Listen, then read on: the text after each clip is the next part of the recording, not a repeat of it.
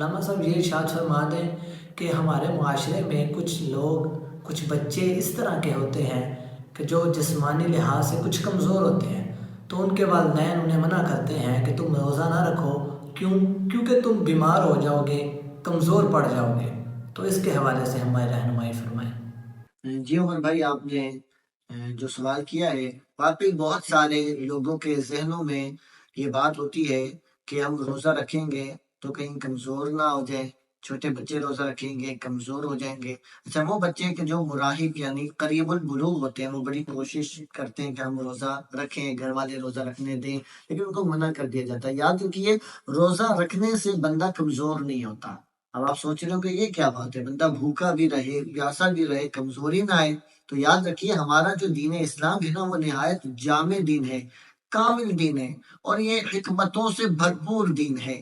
نبی کریم صلی اللہ علیہ وسلم نے ارشاد فرمایا، سومو تصحو، روزہ رکھو صحت مند ہو جاؤ گے۔ دیکھیں، ہمارا جو ایمان ہے نا، وہ قول رسول صلی اللہ علیہ وسلم پر ہے۔ حضور پاک علیہ السلام نے فرما دیا کہ روزہ رکھنے سے کوئی کمزور نہیں ہوتا، بیمار نہیں ہوتا، الٹا اس کو صحت مل جاتی ہے۔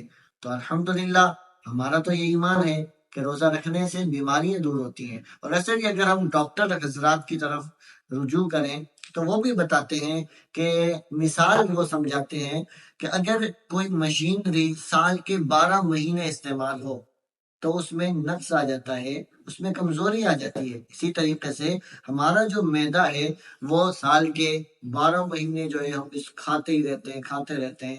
تو اللہ رب العزت نے مسلمانوں کے لیے یہ حکم نازل فرمایا۔ اس کے اندر ایک حکمت یہ بھی ہے کہ 11 مہینے دن میں بھی کھا لو، رات میں بھی کھا لو، اجازت ہے، اور 1 مہینہ صبح سے شام تک کھانے پینے سے رک جاؤ۔ جب کھانے پینے سے روک دیا گیا تو اس سے ہمارا جو معدہ ہے یہ درست رہے گا، قوت ہاضمہ ٹھیک رہے گی۔ اور دیکھیں، جب انسان روزہ رکھتا ہے، بھوک میں مبتلا ہوتا ہے، تو ڈاکٹر حضرات یہ کہتے ہیں کہ جسم کو توانائی کی ضرورت تو ہوتی ہے، پھر وہ جسم توانائی پورے کیسا کرتا ہے؟ تو جسم کے اندر جو چربی ہوتی ہے نا، وہ جو جسم نے ذخیرہ کی ہوئی ہوتی ہے، اس چربی کو یہ جسم پگھلانا شروع کر دیتا ہے، اور اس سے ہمیں فائدہ کیا ملتا ہے؟ نتیجتاً بہت تیزی کے ساتھ انسان کا وزن کم ہونا شروع ہو جاتا ہے۔ جی ہاں، دیکھیں، موٹاپے سے نجات مل رہی ہے روزہ رکھنے کی برکت سے۔ اسی طریقے سے کینسر کے جو خلیات ہوتے ہیں وہ شوگر پر منحصر ہوتے ہیں، کہ جب بدن میں شوگر ہوگی، کینسر کے خلیات جو ہیں وہ بڑھیں گے، تو اس سے کینسر ہونے کا خدشہ ہے۔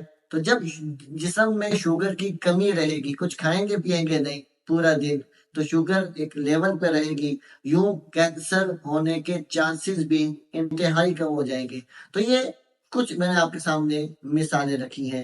تو روزے رکھنے میں بڑی برکتیں ہیں، روحانی برکتیں بھی ہیں، روحانی فوائد بھی ہیں، اور جسمانی فوائد بھی ہیں۔ تو گرامی قدر حضرات، دوستو، بزرگوں، مجھے دیکھنے والے، سننے والے جو احباب ہیں، وہ یہ ذہن بنا لیں کہ ہم نے اللہ اور اس کے رسول صلی اللہ علیہ وسلم پر کامل یقین رکھنا ہے۔ جب نبی کریم علیہ السلام نے فرما دیا روزے رکھنے سے صحت ملے گی، تو لبیک یا رسول اللہ صلی اللہ علیہ وسلم، آقا ہم حاضر ہیں، آپ نے فرما دیا، آپ کی بات کبھی غلط ہو نہیں سکتی۔ تو ناظرین کرام، پتہ یہ چلا کہ روزے کے جسمانی فوائد بھی بہت زیادہ ہیں۔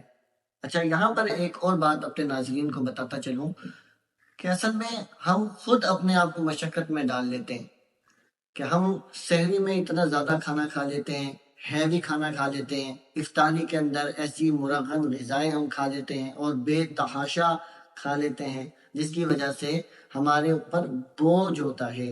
تو پھر حشاش وشاش بندہ نہیں رہتا، سستی کی طرف چلا جاتا ہے۔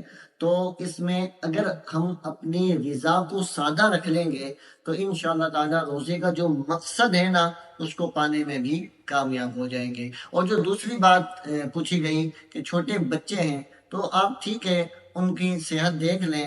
تو اگر چھوٹے بچے ہیں، ان کو پریکٹس ہی کروانی ہے نا، کبھی ان سے روزہ رکھوا لیا، یوں تربیت ان کو دے دی، تو انشاءاللہ تعالی آہستہ آہستہ ان کے اندر بھی شعور بیدار ہونا شروع ہو جائے گا. روزے کی اہمیت ان کو بتائیں تو بالکل یہ نہیں کریں کہ آپ نے نہیں رکھنا، دیکھ لیں اس کی کنڈیشن کیا ہے، وقتاً فوقتاً بچوں کو بھی نماز روزہ کرواتے رہیں. انشاءاللہ تعالیٰ اس کا بہت زیادہ فائدہ آپ اپنی آنکھوں سے دیکھ سکیں گے.